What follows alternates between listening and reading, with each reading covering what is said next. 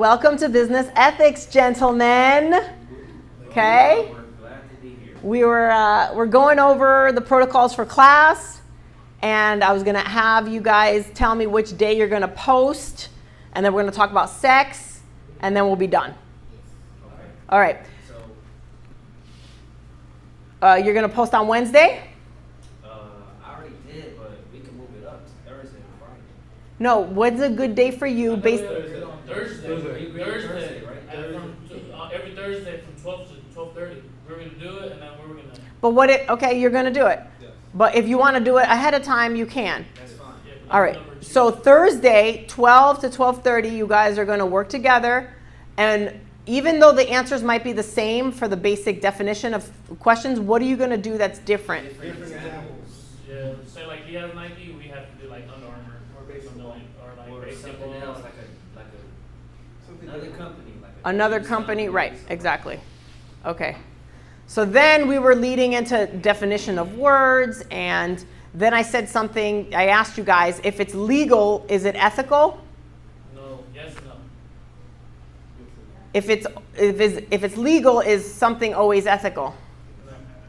No, all the time. No. But we were talking, I don't know, the conversation started to go there. I was having tech problems over there, and then I started laughing because I was like, let's talk about sex. Yeah. And then you guys threw out some answers about things. The first thing you said was, Underage sex. right? I said that's illegal, so that doesn't count. He said Condom. Condoms what? Bro. Like if they rip, like, they're like. How's it unethical? The product malfunctioned? Yeah, they have to. Then I come out with a kid, and then I have to buy Plan B. So you should sue the company? Well, yeah, or they're gonna raise my child. Because they did say everlasting and they won't win. Yeah. I mean, unless it does say it in fine print on the very, very bottom of the box. If it says in fine print it breaks and it doesn't work, they're not liable, then maybe they're not liable, but I don't know. We'd have to look. Does anybody have a box so we could read it? See what it says? No. But we could. I mean, we could see to an extent, you go to a gym and you sign a waiver, and if you get hurt on the equipment, They're not liable. you're not liable. But you can get a lawyer for negligence, because if they didn't clean the equipment, or there was something with the equipment that was a little bit faulty, that they should have kept it safe, and you got hurt, then you can sue them and win, right? So if the box of condoms says, if it breaks, it's still on you, then you really can't. I really don't know. We'd have to look up examples, but you guys can look up on the internet and find an example to see if any condom company has been sued. I'm pretty sure they have, right? Because, dude, how many condoms actually rip? I don't know, but like if anybody actually went back and sued they did what?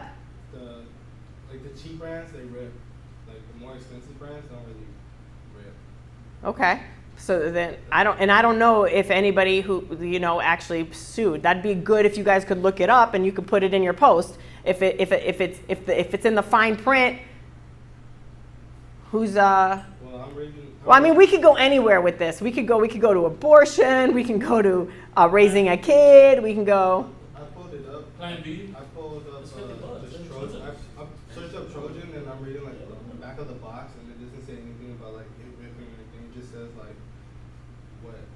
It has like What, allergic stuff and all that. Allergies, yes, definitely allergy stuff. But if it malfunctions, is it a malfunction if it breaks? Well, he's saying the cheaper ones do break, but I mean, then should they be liable? That's actually a good question. Somebody could even write that for their final paper. You guys have to write a final paper, so I'm on that. Yeah. That's me.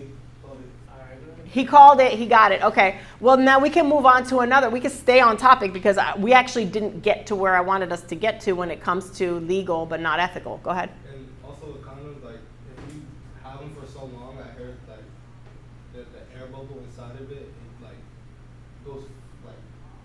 Yeah, like I heard it's not good to keep it in your wallet. To keep it in your wallet. It's supposed to be like in Fresh air. fresh air, secure place. Like Well, yeah, because it goes bad. Because the same thing with kids' car seats. The kid car seat being in the hot sun and in the plastic and all that. That's why you're not allowed to sell car seats after a certain year. I don't know if any of you have kids. I have a daughter. So you know that the car seat, you buy it, you can maybe use it within a certain year, but it's almost illegal to sell it if it's too old, because the plastic gets worn down, and if there is a crash, it might not be as effective because the hot sun and all that has already melted the sea or whatever. So I mean, that's the same thing. If you leave ice cream outside, you got to keep it in its directed place. Okay, so don't keep it in your wallet, guys. Keep it in your man bags. Do you guys have man bags? Yeah. Yeah, I know you guys have little man bags. No, you have gym bags, I know. In the car, it's going to get hot in the car too. The car gets hot. So I don't know. I guess you're you're going out and like you have to have it. Like what? You're gonna just pull it out of the refrigerator or something? No, the thing is like. And then you can't just go to a store to buy it like in front of her. Like what if you was trying to be secret? You know? Like, well, yeah, because you can't like in the moment. You get to the moment and it's like yeah. Like Kanye West said in a song that he want to go pump gas. He snuck in about some time on the new album. Okay, so that way it's fresh. Yeah, you see. I mean. Or I don't know if there's a such thing. We're talking about freshness of condoms in business ethics class. Buy it and then freaking use it a month later. I mean, if you buy it within the week, or if you use it within that month, then you should be straight. If you're dry, like drier than the Sahara. Given guys' closing ratios, I'm pretty sure it takes you guys longer than a week or a month to use them because girls, it's just so much easier for girls to control that. That's my opinion, but it's also true. But you guys it could be a year or more before you use that one that you bought. That's true. You guys are like, you're handsome, so that's why it's probably easier. But then if you got game like comedy, and if you got game like talk, and if you got game, you're a little shy. Cisco's dry. He doesn't think. Gabe? You already have a kid. Yeah. I do. So what is legal for sex but possibly unethical? Forcing it upon someone? That's what I was But forcing is illegal. Yeah, that is actually.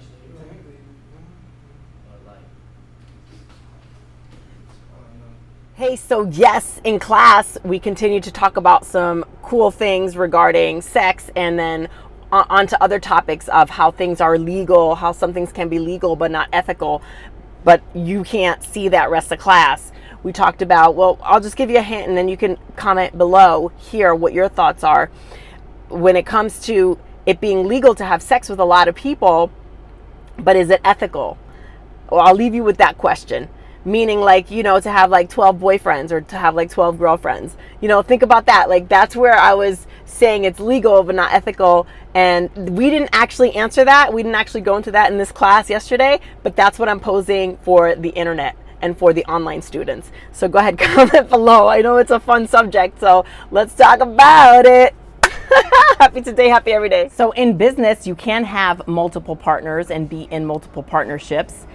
And the point here is in those partnerships, if there is a conflict of interest, then there's a problem. Then it becomes unethical. So it's legal to have multiple partners and legal to have multiple partnerships in business. So if that's where we're having multiple partners in business, we need to analyze and evaluate if are there any conflicts or conflicts of interest. So when it's more fun to talk about what I just talked about before and for you to have a dialogue about that, but related to business, if you want to add, how is multiple partnerships in business positive and negative? And what do you have to think about? Happy today, happy every day.